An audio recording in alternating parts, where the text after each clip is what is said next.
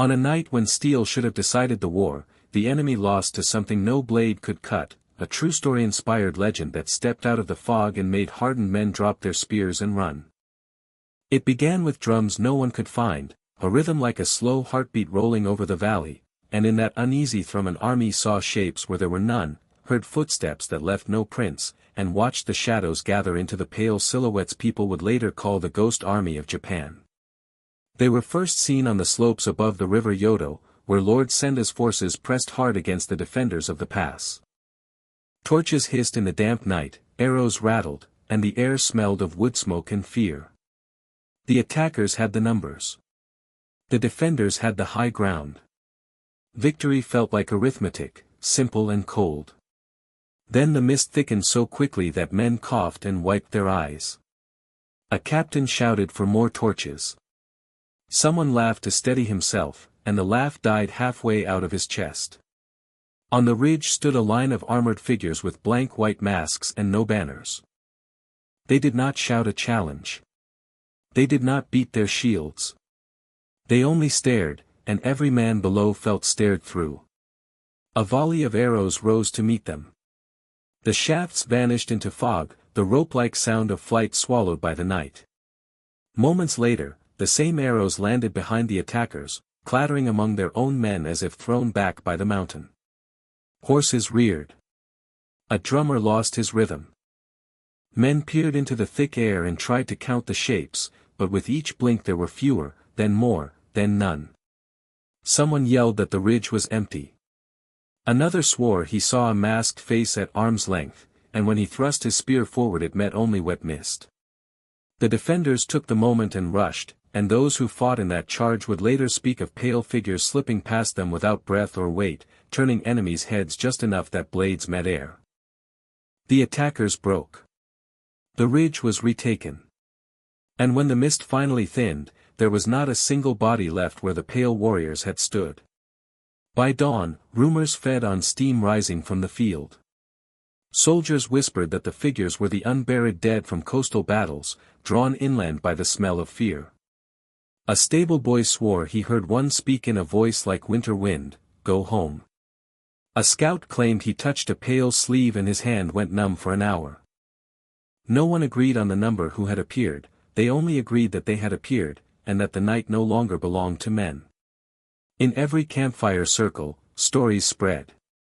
A merchant who had traveled the coast said he once saw white-masked riders moving along the surf without leaving marks on the sand. A monk traveling between temples told of armor that looked lacquered yet gave off no shine, even under a full moon. Some argued there had to be a human trick, trained soldiers moving like a stage illusion designed to frighten. Others swore there was no trick to explain torches dying all at once, or the way a man's breath turned cold when the masked figures drew close. One rumor wrapped itself around another until the tale became a knot too tangled to unpick, and in that knot the ghost army lived. Among those who did not dismiss the stories was a veteran named Hayato, a broad-shouldered samurai with tired eyes and a scar that ran from ear to collarbone like an old riverbed. He had stood in more skirmishes than he cared to count and had no patience for myths. Yet at the village of Asa, he claimed he saw the pale warriors help save a band of farmers who had been conscripted to hold a wooden barricade against Lord Senda's western wing. The men were shaking, he remembered, the way older men remember by looking past you. They had calloused hands from plows, not from swords. The enemy torches were a wall of fire coming toward us. Then the fog slid in as if the river had spilled into the street. I heard soft footsteps. I looked left and saw them, masks white as bone, armor that did not clink. A hand tapped my shoulder without force, and I understood it meant wait. We waited until the torches dimmed. No signal horn. No command. Just that feeling in the chest when you know the moment has arrived. We pushed together. The enemy fled in the confusion. When I turned to thank the men in white masks, there was only mist. On the other side of the war stood an enemy commander named Matsura Kengo, a stern strategist with a bookkeeper's neat mind and a swordsman's balanced posture. He had heard the rumors and hated them for the way they unsettled his men. His first instinct was to call them tricks, clever use of fog, staged echoes, whispers planted by spies. He told his officers to repeat that line until they believed it. "There are no ghosts," he said in council, voice steady as a drum. "There are only men who exploit fear." The table nodded. The next day, one of the officers asked for extra guards at the river crossing, because of the ghosts, and Kengo's jaw clenched so hard he tasted iron. The war rolled on through winter into spring, and with the thaw came the first major clash linked without doubt to the ghost army. It happened at Kogane Plain, a broad sweep of grassland broken by thin copses of trees and cut by a shallow stream. Lord Senda meant to crush the defenders here in daylight, in a place where there would be no shadows to hide in. He lined his men in careful ranks and set archers behind light shields. If myths fed at night, he would fight at noon. The defenders stood behind the stream, not quite 1,000 men staring down twice that many. Hayato held a spot on the left flank, beside a row of spearmen who had fought only once before. "We hold until sundown," their captain said, and then stopped, at a loss for what else to promise. Across the plain, Kengo rode the line and reminded his men of the plan. Breathe. Step. Loose. Advance. He made it sound simple because it had to be. At noon, the first wave went forward to the whistle of arrows. The stream ran brown with silt. Shields knocked, men slipped, and still the attackers' line moved, steady and sure. Then the first odd thing happened. A small cloud, too small to matter, drifted over the sun. The light shifted enough to silver the grass.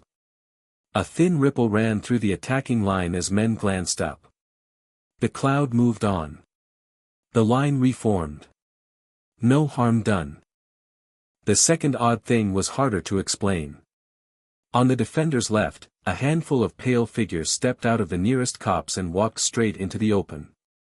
It was bold to the point of madness. Hayato swore he saw it, a short line of masked warriors carrying plain spears, their footfalls soft even on dry grass. Arrows flew. Not one struck. The men in masks didn't run, didn't crouch, didn't even lift their shields.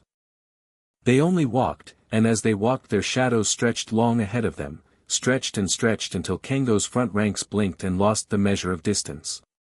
When the shadows snapped back like released rope, the attackers stumbled, and in that half-heartbeat the masked men were suddenly among them. No one saw the transition, one instant far, the next near. A trumpet tried to sound a correction but choked mid-blast. From the defender's side, loud cries rose as if amplified by the slope and the narrow space between breaths, a sound that told the attackers they were already losing. Kengo steadied his horse and pulled a reserve forward. He had trained for illusions. He shouted for the nearest captain to hold his men in check and not chase ghosts. "Form on me," he called, and when a line formed, he took them straight at the pale warriors. He had convinced himself that the enemy depended on shock. If he struck the center, the trick would break. He hit the center. It did not break. His horse shied as if it had stepped into cold water. Kengo slashed at a mask and felt his sword bite nothing, yet when he swung back he scored against a spear's haft that spun in his hands and drew a line of splinters across his glove. A rider next to him cried out that his reins were tangled. When Kengo glanced, the reins were not tangled at all. They were simply loose in an empty saddle. He held his line together through force of will and weight of training, and when the plain finally emptied of momentum and noise, he was still mounted, his men still around him, but the masked warriors were gone and the defenders across the stream were cheering. That night, Kengo did not sleep. He took no wine. He made notes by lamplight and listed what he had seen and what he had not seen. He wrote, the masks were all the same shape, therefore, likely made in one place. He wrote, movement matched disciplined men, not drifting like spirits. He wrote, arrows seemed to miss, possible screens or hidden shields. He wrote, shadows appeared longer than they should, was their polished metal used to bend light? He wrote, trumpet choked, sound dampening tool. He underlined that one twice. In the morning, he met his officers and laid out a counterplan. If they were men, they would bleed. If they used tricks, he would unmask them. His plan was simple and cruel. He had his smiths fashion narrow bells designed to hang from a thin wire. He strung those wires between posts wherever fog tended to gather and set light trip lines near the ground beyond, so an unseen foot would sing and a hidden hand would tug. He stationed archers with blunt arrowheads meant to strike and splash, not pierce and vanish. He drilled his men to blindfold themselves, turn 3 steps, open their eyes, and find formation in 2 counts. If sound could be twisted, they would fight with their eyes. If sight could be bent, they would fight by sound. And because fear liked silence, Kengo arranged for his men to sing when standing guard, not loud, not boastful, just steady work songs in low voices to give fear less room to grow. 2 nights later, fog slid in low from the river like a prowling animal, again at that hour when men's thoughts turned toward their sleeping mothers and children. The wires hummed at once, a faint chorus in the dark. Kengo's men stiffened, then held, their commander's drills saving them from panic. Arrows thudded into trees. Blunt heads struck armor and splashed white chalk on impact, a trick to mark where a target moved. The chalk blossomed against the mist in strange halos. Figures stepped within those halos, pale on pale, then drifted back into fog as if the chalk marked air itself. Kengo's trap did not fail. It simply did not catch anything. He ran a patrol to the far end of the wires and found them swaying. He turned to shout an order, and a shape stood behind him, white mask, plain armor, short spear. The eyes behind the mask were shadowed, but he felt them as cold as river stones. He drew his blade so hard the scabbard ringed. Enough, he snapped, more to his own heart than to the figure. The masked warrior cocked his head the smallest degree, like a curious bird. Another appeared at Kengo's right, then melted away as if the air grew warmer where he had been. "Show yourself," Kengo said, anger giving his voice strength. "Show yourself as men." A voice answered him from the fog, calm and even. "We are what fear makes of justice." It was not a command voice. It sounded like a teacher's voice, or a priest's. The word struck Kengo harder than an insult would have. He held his ground. The fog retreated a foot, then a second. By the time his nearest captain reached him, sword raised, there were only wires and singing bells. As tales spread, 2 men who had once shared rice on campaign found their names tied to the legend. Hayato, the battle-worn samurai, and a scout named Ren who moved like a fox through thorn and brush. Ren was the first to bring back proof that the ghost army left footprints when they chose to. He led a small reconnaissance along the river trail at dawn and found hoof marks that appeared, then faded, then appeared again farther downstream. The pattern made no sense. The ground was soft throughout, the same blend of reed and mud. No horse should leave prints in one stretch and not in another. Ren followed until the tracks ran onto a pebble bank. There he found something else, tiny slivers of glass, no bigger than rice grains, mixed with the stones. He rolled one between finger and thumb and frowned. It caught the light faintly. Back at camp, he showed Hayato. The older man leaned close, shook the glass beads into a jar, and said nothing for a long while. On the next raid, Hayato noticed reflections where there should have been none, a gleam on the edge of a straw wall, a quick starburst to the left of a doorframe at sunset. He watched and understood that someone had planted small mirrors around the village, each angled to catch light and slide it along to another, a quiet river of glare leading the eye where the planter wished. At night, a lantern held just so could make a shadow jump from ground to wall and back, give a man 3 silhouettes where there should be one, or make a pale mask seem to hang in the air. The ghost army, he thought, did not need to be ghosts to seem like them. They only needed preparation, light in the right place, and the patience to arrive when fear had already done half the work. Ren added another piece. He brought a reed flute taken from an abandoned camp. It had extra holes drilled along its side, too many for a simple tune. When he blew a breath through it, the tone that came out seemed to skirt the ear, landing behind the listener rather than in front. Ren grinned and blew again, and Hayato swore the note rose out of the ground near his heel. Imagine a dozen such flutes, he said, played from different angles. Imagine trying to find the men when their music kept moving behind you. Suddenly, even firm plains could turn into mazes. They were not ready to name the Ghost Army as merely an elite unit, not yet. Too much did not fit. There were nights when men reported seeing the same masked warrior in 3 places at once, and those men were not liars. There were arrows that drooped in flight as if tired. There were torches that died when there was no wind. Still, Hayato and Ren took what they had to their commander, Lord Minowa, who listened with lids heavy from lost sleep and said, "If they're men, we can learn from them. If they're spirits, we can still learn from them."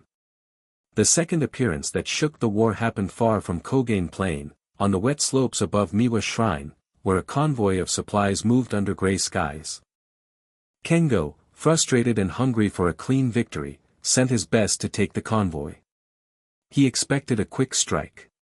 Instead, he marched into a story that would be told for years. Fog again. It was a clear morning. No fog. No tricks of light. Men rolled barrels downhill toward the convoy road, and the sound of wood over mud brought every head up. The barrels looked ordinary, nothing but rough staves and iron hoops, until they struck the ground in a neat line and burst without breaking. From each burst came a sudden coolness, as if the air inside the barrel had been kept in shade for months. The cool rose in pillars and softened the world. Not fog. Not smoke. Something in between, a thin hush that turned even shouts into whispers. Men ran, and their steps registered a heartbeat late. Within that hush, the white-masked warriors appeared and did something no one expected. They helped the convoy move. They did not swing their spears. They did not cut. They ran alongside oxen and lifted ropes off tangled wheels, guided carts through narrow bends, and stacked sacks in fresh positions as if they had rehearsed the task. Enemy soldiers stumbled with hands outstretched, unsure whom to engage. A man lunged and caught only a rope that had just been there. Another reached for a white sleeve and closed on vapor. By the time the hush thinned and sound returned like water after a drought, the convoy had crossed the ridge with barely a loss, and the masked figures were already halfway down the far side, then gone. On that slope, Kengo finally captured something that explained little and changed everything. One of his men lunged when the hush lifted and locked arms with a masked warrior. The man in the mask did not twist or strike. He knelt, laid his spear down, and became still. When the soldier yanked the mask free, he stared into the kindest face he had seen in months. The captive looked neither frightened nor proud. He looked tired. "Do what you must," he said in a voice the soldier would later swear sounded like a teacher's. Kengo arrived at a run and saw what his enemy looked like up close, a weathered man in close-fitted armor, plain and unmarked, hair tied tight, eyes that seemed to see past Kengo's shoulder. "What are you?" Kengo asked. The man smiled as if at a gentle joke. "The part of a story that keeps you honest." Kengo had no patience left for riddles. He ordered the man bound and masked again to keep his identity from spreading panic or hope. The prisoner did not resist. He asked to drink water. He thanked the guard who brought it. That night, Kengo asked him a dozen questions and received answers that were neither lies nor truths, only clean lines that led nowhere. "How many are you?" "As many as fear allows." "Who leads you?" "Duty." "Are you spirits?" "If we were, would you change how you fight?" Kengo ended the interrogation with more respect than he wanted to feel. By morning, the prisoner was gone. Rope lay coiled on the ground like a sleeping snake. The guard had not been careless, the knots had unmade themselves. In the corner of the tent, someone had left a reed flute with extra holes and a small square of polished metal no larger than a coin. Kengo held both and thought of the way sounds had slid like fish through grass, and the way light had wandered where it shouldn't. Men, he said to himself, not because he was sure, but because he needed to be. He began to plan for the last confrontation he felt certain would come. The war bent toward its deciding moment at Hyori Pass, where a long ridge met a narrow gorge and the wind often changed direction twice in a minute. Lord Minowa's small army had to cross there to break a siege strangling the lowland farms. Kengo knew it and set a trap, false ground over pit traps, archers secured behind brush, cavalry hidden inland to strike the rear. He did not fear ghosts anymore. He feared men whose courage ran on quiet rules only they knew. He lit extra watch fires to rob the darkness of its teeth, and he soaked ropes and cloth in water to keep sparks from jumping where they were not invited. His men sang work songs in low voices. The pass hummed with human preparation. The ghost army came anyway, not in a surge but in a scatter, a pair at the ravine's lip, a handful near the brushline, a single figure standing on a boulder as if weighing the clouds. They did not try to hide and did not hurry. On the low ground, Minowa's soldiers tightened straps and waited for a signal that did not come from their own generals. The signal, when it arrived, was a sudden silence. Not the hush of fog. Not the collapse of sound. A silence that felt like a breath held across the pass. Out of that breath rolled a drumbeat, slow and even. It did not come from the ghost army. It came from the defender's side, from young Ren standing with a drum he had taken from the enemy weeks ago, measures written in charcoal on his palm. At the first beat, Minowa's archers loosed, not at the enemy but into the air in a high pattern they had practiced in secret. The arrows did not aim to kill.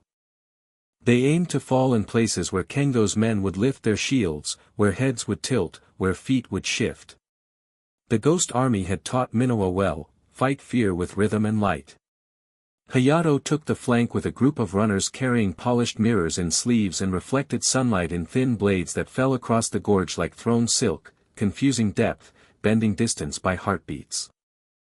When Kengo's men surged to trigger their traps, they found the ground already broken by the weight of men who had moved through in rhythm with the drum, steps matched to avoid the weakest earth. When cavalry tried to swing behind, they rode into cool air that made lungs seize and eyes water. Barrels had rolled and burst along the back trail, and the hush rose again, only for moments, only to make hooves stutter and orders turn thin. The ghost army did not command the field. They did not need to. They moved in and out of the defenders in brief visits, the way wind visits a field of grass, here, then there, never everywhere, yet felt everywhere at once. A masked warrior tapped a spearman's shoulder at the precise moment the man needed to lean to avoid a sweeping strike. Another raised a hand, palm open, and a runner held 3 steps to let a wave of mist arrows pass. When Kengo's trap was finally sprung, it caught only certainty. Men who had been sure of their timing found themselves a breath early or late. In such small slips, battles turn. Kengo reached the heart of the pass and met Hayato blade to blade. They were not the first to clash that day, and would not be the last, but the fight felt like a hinge on which the story would swing. Hayato's cut was efficient and honest, Kengo's guard measured and set. They traded strikes in the close way of men who understand distance. A white-masked figure stood at the edge of their circle and did nothing but watch. Kengo sensed eyes on his wrist and changed his grip at the last instant. Hayato felt the change and adjusted the line of his next cut enough to keep Kengo alive. Both were saved, not by a ghost's hand but by that odd calm presence that surrounded the ghost army, where violence became decision rather than rage. "Who are they to you?"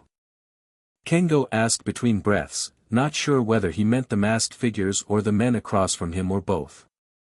Hayato shook his head. "They are the story we're telling with our choices." It was not an answer, and yet it answered everything Kengo feared. He stepped back, signaled a cease for his nearest men, and looked around. The pass was full of ordered confusion. Minowa's lines held, Kengo's lines bent, and everywhere pale masks appeared and vanished like thoughts you cannot hold while awake but remember in the first minute after you rise. Then, as if some quiet bell had been struck and only the ghost army could hear it, the masked figures stepped away from the flow of battle. One by one, they crossed the ridge where the wind crossed them, and the last of them paused long enough to lift his hand in a gesture that might have been blessing or might have been plain farewell. When the clangor died, the battlefield looked like morning after a hard storm. No fires burned out of control. No bodies lay in heaps. Broken arrows made tidy fans across the stone. Shields rested in lines as if set there on purpose. In the middle of the pass, where the fiercest push had happened, someone had put a jar of clean water on a flat rock with a folded cloth beside it. No one had seen who left it. A soldier from each side stepped forward and took a sip, one after the other. No one jeered. No one shouted. For a moment, both armies were simply men who had survived the same hour. In the days that followed, not skipped over, but lived through with sore muscles and hoarse voices and the dull surprise of waking up, small details collected like snowflakes on a sleeve. Ren drew maps that included the places where sounds behaved strangely. Hayato gathered the slivers of glass from the pebble banks and held them up to the sun to watch tiny rivers of light run through the air. Kengo ordered his engineers to build their own drums with holes along the side, to learn how echoes could lead or mislead. When they tested those drums in an empty field, a dog in the village turned its head toward a sound no human could trace. "We can use what they taught us," Kengo said, and his voice held a reluctant gratitude. He had not won, but he had not lost himself to hate, and that mattered. People asked, later, if the ghost army had been men or something else. Those who had touched a sleeve or held a wrist would say men, yes, with heartbeats and breath and the same tired lines at the corners of their eyes.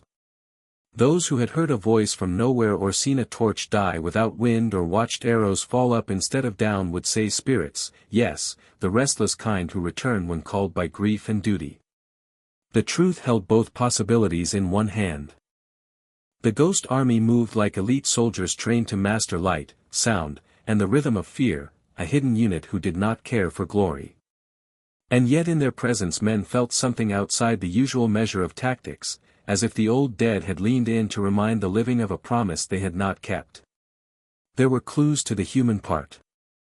A monk found a workbench hidden in a cave above the pass with tools for polishing small mirrors, reeds cut to exact lengths, and notes written in clear characters about angles and echoes. Hayato kept one of those notes: "When the heart is steady, sound obeys." Ren found footprints that began where none should have begun and ended on flat stone with no crack to accept a toe. Kengo received a packet one morning sealed with plain wax. Inside was a mask of white lacquer and a single line: "When command forgets mercy, stories correct it." He held the mask a long time before passing it to his officers and telling them to remember the lesson without blindly worshipping the teacher. What the ghost army did at Hiyori Pass decided more than a battle. Minawa's force slipped through and relieved the siege in the lowlands, saving granaries and families who had begun eating thin soup and thinner hope. Kengo pulled back in good order and wrote to his lord a report without excuses. He did not blame phantoms. He blamed the exacting power of courage, planning, and the strange alignment that comes when men choose not to be cruel. He expected to be dismissed. He was instead told to study what he had seen and teach it. He did. His men learned to keep rhythm in their chests and to look for light where it should not be. They learned to be less easily haunted. No one saw the ghost army again after that season. There were claims, as there always are.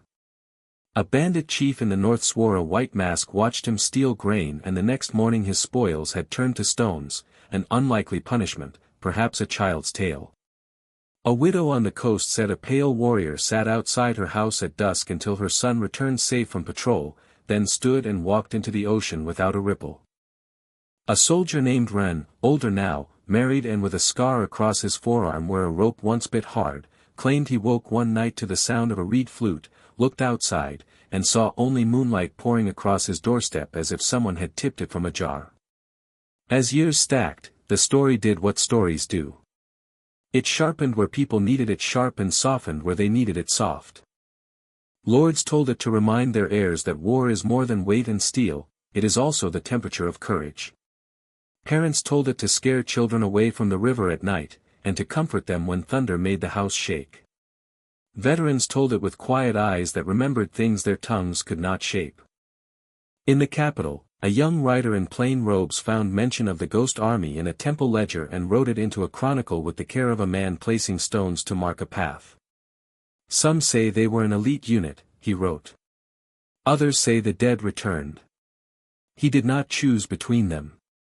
He understood that legends hold their power not in the certainty they offer but in the questions they leave. In one version told most often in the villages near Hiyori Pass, the ghost army came from an oath made by 20 men on a night when their leader's house burned and their families were taken.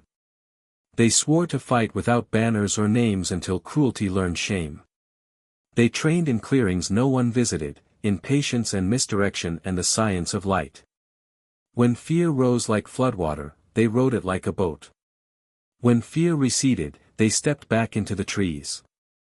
They taught without revealing their faces, as if the lesson mattered more than the teacher. When at last they felt the war turning toward mercy, they laid their masks on flat stones and left them there to waste into white flakes under sun and frost. The flakes blew into the valley. Children found them and thought they were pieces of cloud.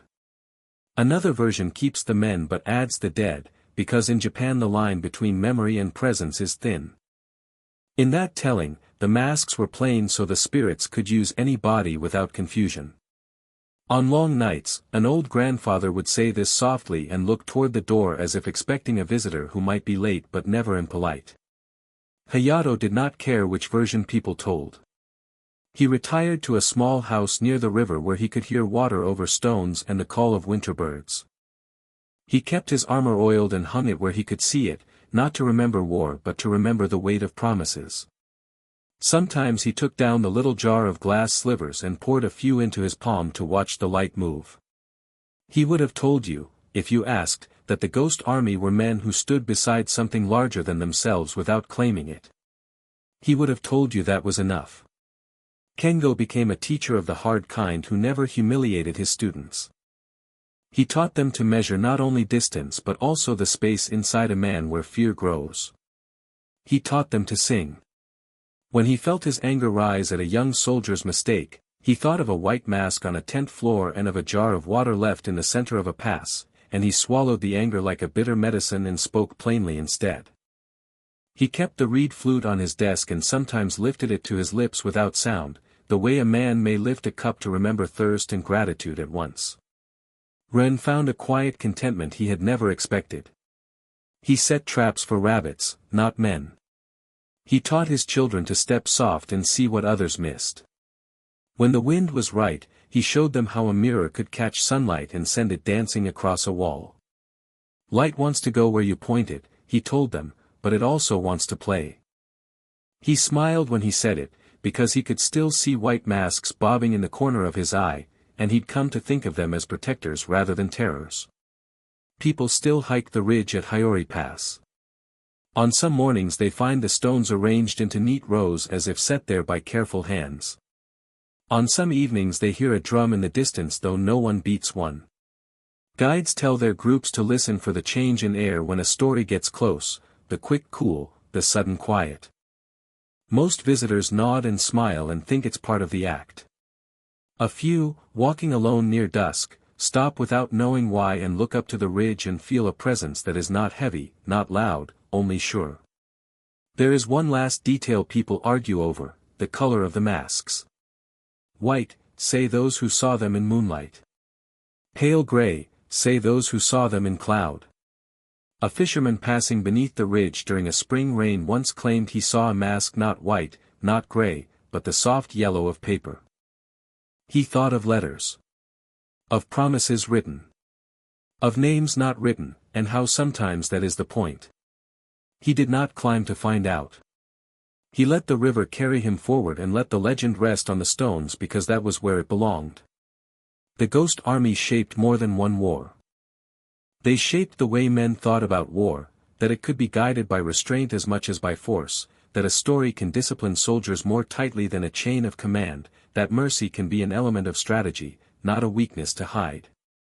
A generation after Hiyori, a commander who had never seen a white mask told his officers to train at dusk because the mind makes more mistakes when the world is unsure, and no one asked him where he learned that. They already knew. They had grown up in the shadow of a legend that still walked. If you ever stand at the pass and the wind steadies, look at the angle of sunlight over the stones.